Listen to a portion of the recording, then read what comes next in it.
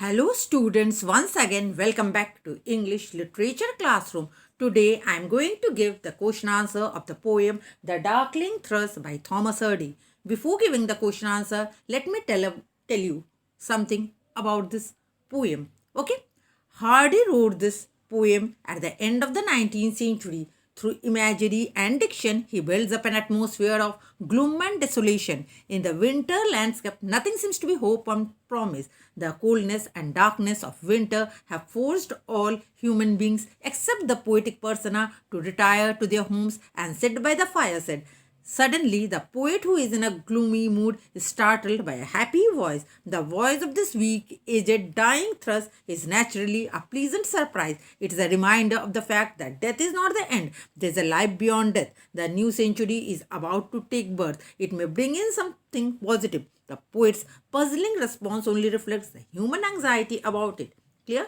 Let's start the question answer. I hope you all have come to know something about this poem. Okay?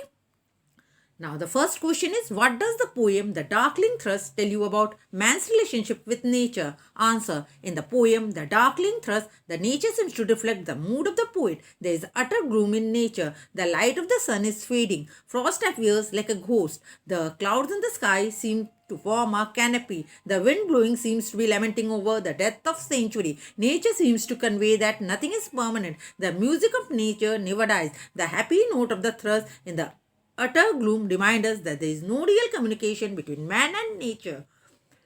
Both are perhaps indifferent to each other. If nature seems to be gloomy, it's only the projection of the gloom within the poet's mind. The poet has failed to interrupt nature properly. Next question.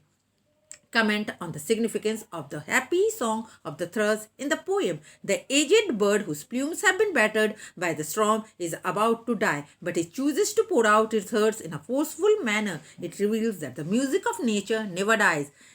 Though the poet seems to be confused as to why the bird has sounded a discordant note, we feel that there's a veiled hint that there is yet some hope and the new century will come with some good to mankind. Next question. What do you think of the importance of the bird's song? Answer. The scene is totally gloomy, and yet its gloom is suddenly disrupted by an old shrill note of an old thrush. The aged bird is on the way out, yet he chooses to pour out his hurt in a forceful manner.